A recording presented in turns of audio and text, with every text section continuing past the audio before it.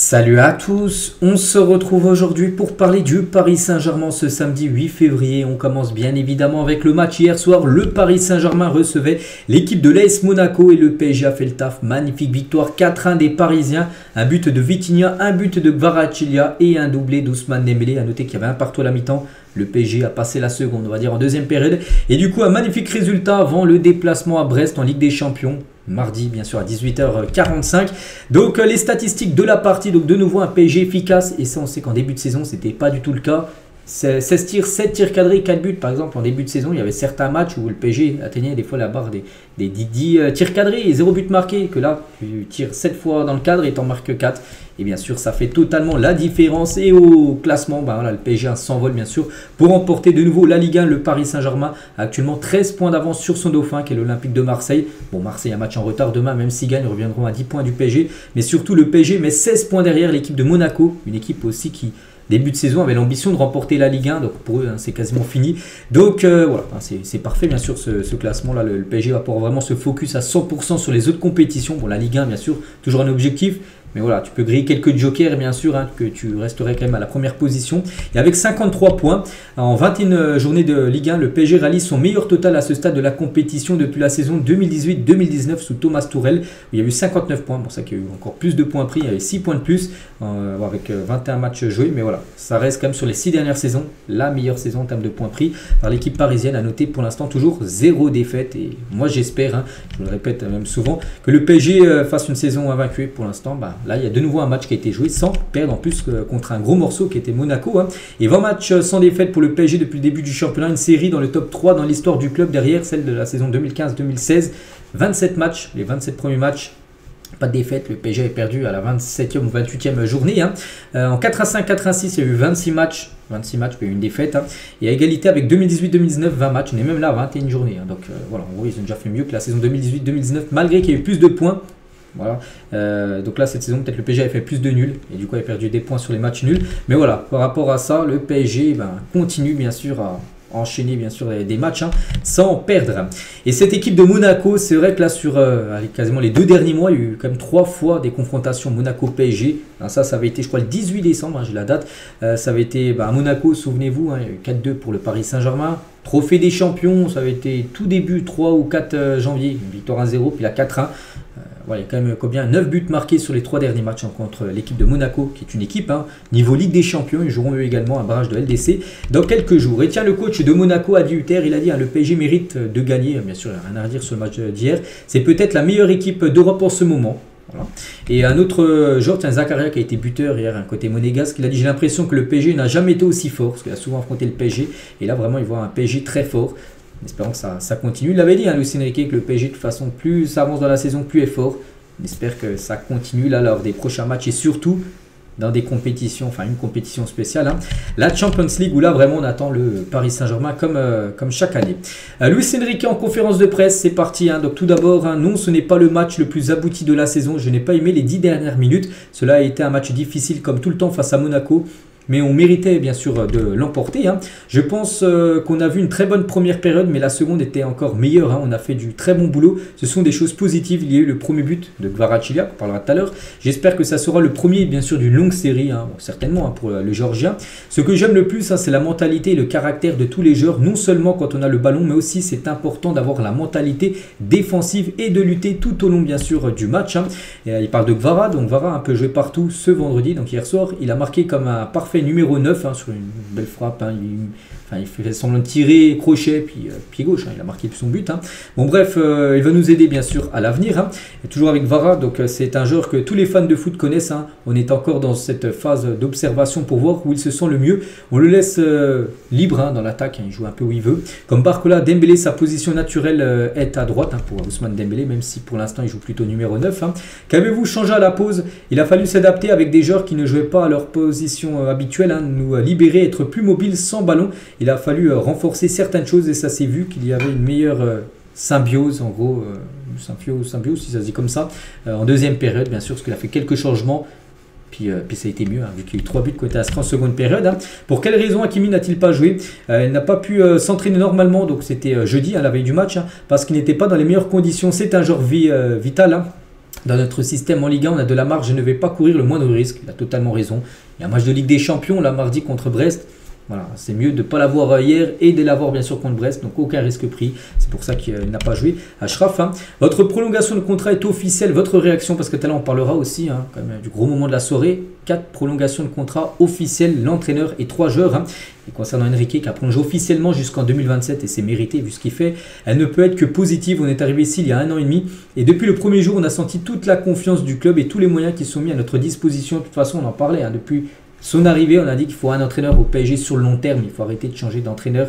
Voilà, avec l'entraîneur saute en Ligue des Champions, bah, on change d'entraîneur, il faut garder un entraîneur au moins je pense 3 à 4 ans. Donc là ça fait 1 an et demi qu'il est là. On peut voir que pour l'instant c'est pas mal. Saison dernière il a atteint la demi-finale de Ligue des Champions, même si je pense que le PSG aurait pu atteindre facilement quand même la finale en jouant vraiment un match, hein, enfin 2 matchs contre Dortmund. Bon bref, on va revenir sur l'année dernière. Pour l'instant, premier de Ligue 1. L'objectif c'était de se qualifier en LDC, l'objectif est atteint, donc voilà, pour l'instant bien sûr Enrique, sa prolongation est totalement méritée et logique. Pour moi en tant qu'entraîneur, ça me donne envie de travailler encore pour s'améliorer. Imaginez hein, qu'on sera les premiers à marquer l'histoire. Hein. C'est mon objectif et celui de mon staff, on verra si on y arrivera. À marquer l'histoire, c'est bien sûr remporter la Ligue des Champions. Pour l'instant c'est que le PSG est 0 Ligue des Champions, mais le premier qui arrivera à gagner la Ligue des Champions en tant que coach ou en tant que les joueurs, tout ça, ça sera symbolique parce que ce sera la première, bien sûr, LDC du club. On espère, pourquoi pas cette année. C'est vrai que ça fait une dizaine d'années que le PSG court après chaque année. Mais voilà, bon, cette année, le PSG, on va pas se mentir, n'est pas favori. Mais voilà, il y a des années où le PSG était favori et puis il n'a rien gagné. Donc je pense que le PSG est outsider hein, cette saison. Il peut bien sûr remporter la Ligue des Champions. C'est pareil pour tous les attaquants. Dembélé, Ly, Doué. Hein, donc on cherche leur polyvalence. Kvaratskhelia peut jouer partout. Il a marqué comme un vrai numéro 9 dans un espace réduit du pied gauche. Il va nous aider considérablement à l'avenir. Hein. Et nous avons grandi. Nous sommes le reflet parfait de nos supporters qui n'arrêtent jamais de chanter, de nous encourager. Nous on essaie en échange d'avoir chaque ballon. On veut être agressif, toujours bien sûr gagner. Et on a reçu le soutien de tout le club, hein, cela m'a donné l'envie de travailler encore plus, de progresser encore et nous voulons marquer l'histoire. C'est ce que nous cherchons bien sûr. Hein, donc voilà toutes les déclarations de Luis Enrique. On va parler du meilleur joueur du match, c'est Vitinha qui a été buteur. Hier Vitinha piloté partout, c'est sa hitmap. Où il y a du rose, c'est où il était. Donc il était partout en défense, en attaque, au milieu de terrain. Et tout d'abord on est sur une très bonne dynamique. Hein, il faut prolonger le bon moment. Donc le coup franc, c'est à l'instinct. Quand j'ai vu la tête du gardien, il était trop concentré dans la surface. Le terrain était mouillé. Parfois ça ne passe pas, parfois ça passe. Hein. Et je me suis déjà entraîné à tirer des coups francs, mais c'était l'instinct, le terrain était mouillé. Hein. Donc on se régale à chaque match, on prend du plaisir à jouer, on marque bien sûr beaucoup de buts, hein, bien évidemment. Donc on est sur une bonne dynamique, il faut la prolonger le plus longtemps possible, il y a encore des choses à régler. Mais quand on est comme ça, les petites erreurs ça passe, on est trop fort, on pense à chaque match à bien sûr le préparer. Et tous les jours, hein, il y a des hauts et des bas, il faut toujours essayer que les bas ne soient pas trop bas, mais constants. Hein. C'est pas toujours facile, je suis mieux, je ne suis pas mal. Hein. Il faut continuer dans cette bonne dynamique avec des victoires. Voilà, quelques déclarations bien sûr de Vitinha et l'homme du match. Hein. Hier, hein, le milieu portugais. On va parler de Dembélé, l'attaquant de serial killer, on peut dire, du côté de Paris. Il y a encore un doublé, hein, ça qu'il n'arrête pas de marquer, c'est fou les gars. Sur ces 7 derniers matchs, Dembélé c'est 13 buts. Hein, c'est fou de parler de ça, de Dembélé, 13 buts sur ces 7 derniers matchs. Quand on pense au joueur qu'il était il y a encore quelques mois où il arrivait devant le but, il tirait soit sous le poteau, soit sur la barre, soit à côté, soit dans les mains du gardien, mais pas au fond des filets. Et maintenant, quand il marque, ça change hein, bien sûr, parce que c'est un joueur qui se crée, on sait, beaucoup d'occasions, et maintenant il les met, et ça change hein, bien sûr. 27 matchs cette saison, toutes compétitions confondues, 21 buts et 5 passes D, c'est bien évidemment sa meilleure saison en termes de chiffres, hein. Jamais il a fait des stats comme ça, Dembélé. Donc triplé, il a doublé, c'est ça qu'il a baissé un peu de régime. C'est pour rigoler parce que là vraiment il est incroyable actuellement les gars. Regardez comme sur ces 3 derniers matchs il a marqué en tout 8 buts les gars sur ces 3 derniers matchs. Sur ces 7 derniers matchs, 13 buts marqués. C'est bien évidemment le meilleur buteur depuis le début d'année 2025, depuis un mois et demi. Hein, devant Lautaro Martinez, l'attaquant de l'Inter, qui a 8 buts sur l'année civile dans les 5 gros championnats. Donc lui, il est déjà à 13 buts, mais toutes compétitions confondues. Donc félicitations bien sûr à Ousmane. Et Rolex Censeur hein, pour ses stocks face à l'efficacité d'Dembélé, parce qu'oubliez pas qu'il avait fait une petite déclaration. Il y a quelques semaines où il avait dit qu'il avait parié avec ses amis que s'il atteignait un quota de buts, peut-être déjà dépassé, parce qu'il n'avait pas dit le nombre, hein, gros, ses amis allaient lui donner des Rolex, hein, donc peut-être il va en recevoir beaucoup. Hein. Des montres, hein, bien sûr, Dembélé qui continue comme ça. Kvaratskhelia, les gars, buteur avec le PSG. Premier but, il a déjà délivré une passe D, hein, c'était pour son premier match, je sais plus c'était contre qui qu'il avait joué la première fois au parc. Hein. Bon bref, hier, premier but pour lui, en plus beau but, hein, vraiment. Un but où contrôle du droit, il dribble avec son pied droit et il marque du pied gauche. Hein. Et sur son compte Instagram, un pari est magique, ça il prend déjà le slogan bien sûr du PSG. Et c'est le meilleur sentiment de marquer dans ce stade avec ce public. Je voulais que le premier but arrive rapidement. Je dois continuer à travailler dur pour aider cette équipe incroyable. Hein. Tout le monde me traite très bien et je suis content bien sûr d'être ici. Hein. Donc mon but, hein, je pense qu'il est difficile de décrire ces émotions. Je suis très heureux surtout aujourd'hui. Je travaille dur pour marquer avec cette équipe extraordinaire et je suis très fier de l'avoir fait aujourd'hui pour aider bien sûr l'équipe à gagner. Et je suis très fier de cette victoire de l'équipe. Merci à tous ceux qui sont venus nous supporter. C'était une sensation incroyable de marquer dans ce stade avec ses supporters extraordinaires. Voilà, quelques déclarations simples et efficaces bien sûr de Kvaratskhelia qui pourra jouer. N'oubliez pas les gars que le PSG l'a inscrit hein, pour jouer la Ligue des Champions. Il peut jouer maintenant hein, parce qu'il ne pouvait pas jouer les 2 derniers matchs. Pourtant il était parisien parce qu'il n'était pas enregistré. Mais là par exemple contre Brest, hein, il pourra, et certainement sera titulaire. Mardi soir, Barcola lui aussi les gars, c'est que Barcola. Des derniers matchs les gars, 11 buts et passes D là sur sa série de 8 derniers matchs, toutes compétitions confondues à part contre Reims, 0 but, 0 passe D. Sinon tous les autres matchs, soit il a marqué, soit il a fait une passe D, soit il a fait les deux dans le même match.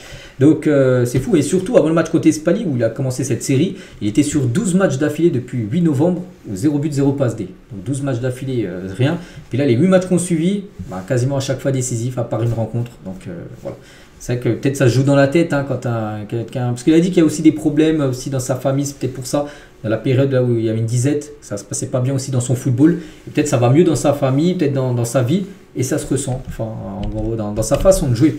Les notes tiens, du journal L'équipe, hein, Donnarumma, une note de 4. Hein. Neves, les gars, qui a joué défenseur droit, une note de 7. Hein. Il a fait son match. Bon, tout le monde a fait son match, les gars. Barcola 7, Kvaratskhelia 6, Dembélé, bien sûr, 8, à la note la plus haute. Hein. Vitinha 7, mais Vitinha a été élu homme du match.